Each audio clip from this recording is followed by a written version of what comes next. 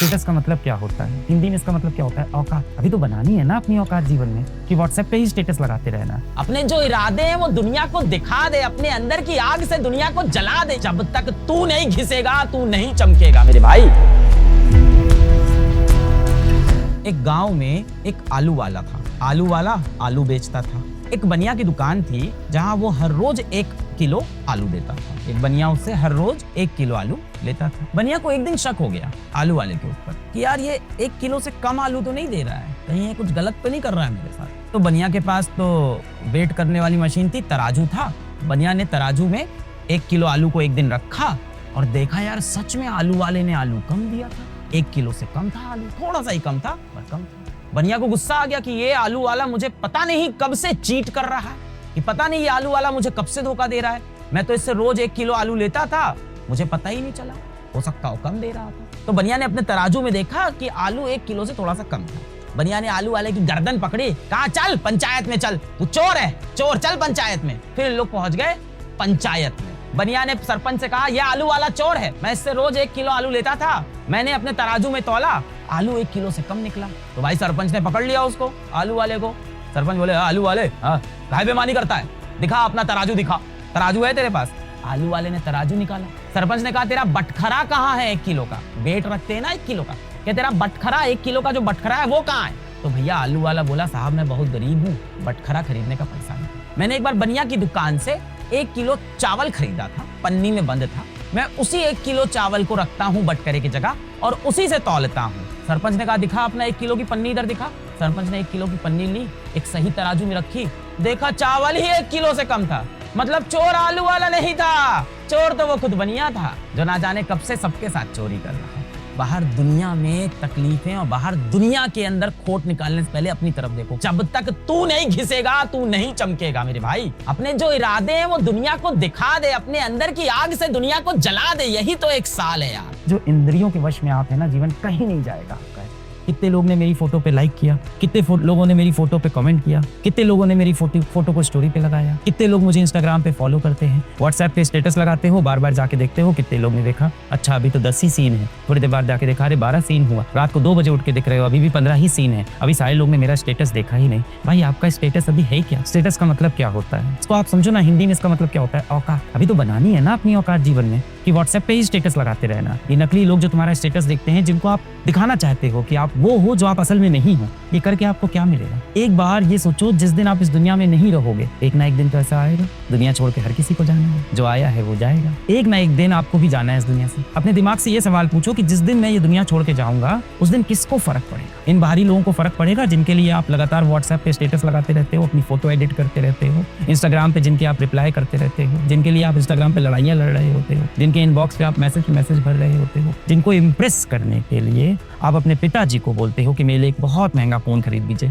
क्योंकि आपको लगता है स्कूल में या कॉलेज में या कोचिंग में महंगा फोन दिखाने से आपका स्टेटस बन जाएगा, औकात बन जाएगी। आप अपनी औकात, अपना स्टेटस आप ऐसा बनाओ कि जो फोन आप उठा लो हाथ में, वो फोन ब्रांड बन जाए, उस फोन का एक स्टेटस हो जाए। खुद को इस लेवल पे लेके जाओ। क्या है ये? कोई आईफोन, कोई सैमसंग, ये आपकी ब्रांड बनाएगा जीवन में? You yourself is a brand. आप खुद एक ब्रांड हो। एक वक्त आएगा ये दुनिया आपको छोड़नी पड़ेगी, और जब आप ये दुनिया छोड़ के जाओगे किसको फर्क पड़ेगा? इन नकली लोगों को फर्क पड़ेगा, इन नकली दोस्तों को फर्क पड़ेगा, इस सोशल मीडिया की जो दुनिया इसको फर्क पड़ेगा? हाँ पड़ेगा सर। RIP लिख के जाएंगे कमेंट्स में आपके। हो सकता हो कमेंट में नीचे बहस भी करे कि देखो इसके मरने के बाद घर वाले ठीक से रोए भी नहीं, देखो इसके मरने के बाद इसका क्रियाक्रम भी कितना सस्ता करा दिया लोगों ने, बड़ा पापी आदमी था, अच्छा हुआ मर गया। इन नकली लोगों के चक्कर में आप फंसे हो। सोशल मीडिया पे अपनी एक दुनिया आपने बना ली है, और बेटा जिस दिन आप ये दुनिया छोड़ के जाओगे ना, इन लोगों को कोई फर्क नहीं पड़ेगा। किसको फर्क पड़ेगा? किसको फर्क पड़ेगा? आपको पता है ना, आपके माता पिता को फर्क पड़ेगा, आपके परिवार को फर्क पड़ेगा, उसी माँ को फर्क पड़ेगा जिसका फोन तुम नहीं उठाते हो। क्या है मम्मी बार बार फोन कर रही हो, अभी दोस्तों के साथ हूँ ना, बाद में कॉल करता हूँ, मम्मी रखो ना। क्या है मम्मी पढ़ाई कर रहा हूँ, अभी डिस्टर्ब मत करो, मम्मी दरवाजे पे बात करनी, मम्मी मैं पढ़ रहा हूँ, इतना डिस्टर्ब करो कैसे पढ़ाई करूंगा। और जैसे ही मम्मी दरवाजा बंद करके जाती हैं, वापस मोबाइल में सोशल मीडिया में आप लग गए हो, रील स्क्रॉल कर रहे हो, कोई वेब सीरीज देख रहे हो, बाहर दोस्तों के साथ बैठे हो, बेवजह के गप्पे चल रहे हैं, बेवजह की बातें चल रही है, किसी को भी डिस्कस कर रहे हैं, बेवजह का समय खराब कर रहे हैं। मम्मी का फोन आता है, मम्मी रखो ना, मैं बहुत इंपॉर्टेंट काम कर रहा हूँ, कोचिंग के नोट्स लिख रहा हूँ, रखो ना मम्मी फोन। क्या है मम्मी बार बार कॉल करते हो, मैं दोस्तों के साथ बिजी हूँ ना, बाद में कॉल करता हूँ। उसके बाद बोलोगे यार मेरी मम्मी बहुत फोन करती है, बहुत परेशान करती है, दिमाग खराब कर रखा है मेरी मम्मी ने। एक दिन इस माँ का फोन आना बंद हो जाएगा। कैसा लगेगा उस दिन जब फोन आता है ना, उसमें कॉलिंग मम्मी, कॉलिंग माँ, कॉलिंग माताश्री लिख के आता है, वो लिखना बंद हो जाएगा। हर आधे घंटे में आप फोन निकाल के देखोगे यार मम्मी का फोन नहीं आया, फिर आपको याद आएगा कि अब मेरी माँ इस दुनिया में नहीं रही। यही है असली दुनिया, यही है असली लोग। इन्हीं को फर्क पड़ता है आपके जीने और मरने से, इन्हीं को फर्क पड़ता है आपकी सफलता और आपकी असफलता से, इन्हीं को फर्क पड़ता है कि आप रात में खाना खा के सोए हो कि नहीं सोए हो। इनके फोन को आप इग्नोर कर रहे हो, अपने आप को ऐसा बनाने की कोशिश कर रहे हो कि दुनिया आपको पसंद कर ले किसी तरह से। मन में ये भाव बहुत आता है कि लोग मुझे पसंद करें, मैं इस तरह के बाल कटवा लूं, इस तरह के कपड़े पहन लूं, एक बहुत महंगा जूता खरीद लूं।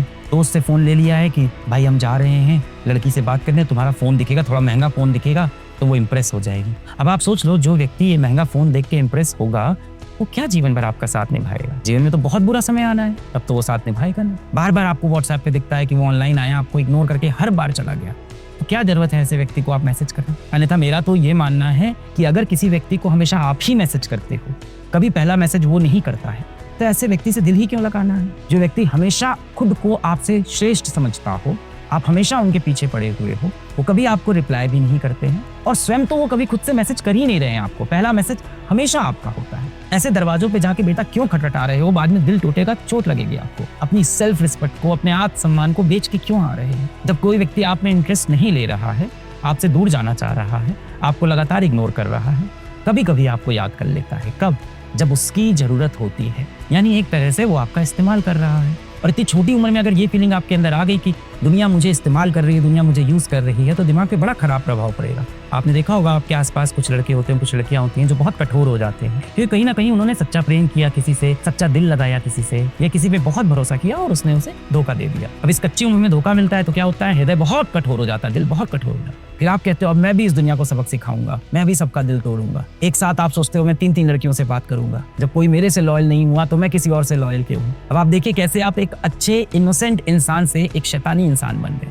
क्यों इन सब चक्कर में आपको पड़ना है? क्यों किसी के पीछे आपको पड़ना है? जिस व्यक्ति के जीवन में आपका महत्व नहीं है, उसके जीवन में घुसने की कोशिश क्यों करनी है? आपकी कोई सेल्फ रिस्पेक्ट नहीं है, आपका कोई आत्मसम्मान नहीं है। यदि आपके दिमाग में कोई ऐसा विचार आता है जो ये बोलता है कि अपने आत्मसम्मान को बेच दो, बदले में हमें स्वर्ग मिलेगा, उस विचार को वहीं छोड़ दीजिएगा। जीवन में आपके आत्मसम्मान से बड़ा कुछ नहीं है। सोशल मीडिया पे जिनको अपनी जीवन दिखाने की कोशिश कर रहे हो, खुद को वो दिखाने की कोशिश कर रहे हो जो शायद आज आप नहीं हो। जब आप ये दुनिया छोड़ के चले जाओगे, इन लोगों को कोई फर्क नहीं पड़ेगा, आपकी मृत्यु होने पे भी इनको कोई फर्क नहीं पड़ेगा। बहुत अमीर लोगों से मिलता हूँ, बहुत सक्सेसफुल लोगों से मिलता हूँ, किसी को ब्लड प्रेशर की प्रॉब्लम है, ज्यादातर कहीं ना कहीं ऑपेसिटी हो रखी होती है, मोटे होते हैं, वजन ज्यादा होता है लोगों का। और ये मैं ये नहीं कह रहा हूँ कि किसी को फिगर पे जज नहीं करूँ, वो असल में उनको बीमारी होती है, हद से ज्यादा वजन उनका आ जाता है क्योंकि वो कसरत नहीं कर रहे होते। कोई दिन भर फोन पे लगा रहता है, ऐसे लोग को मैं देखता हूँ तो मुझे लगता है ये भी जिंदगी अच्छी नहीं है।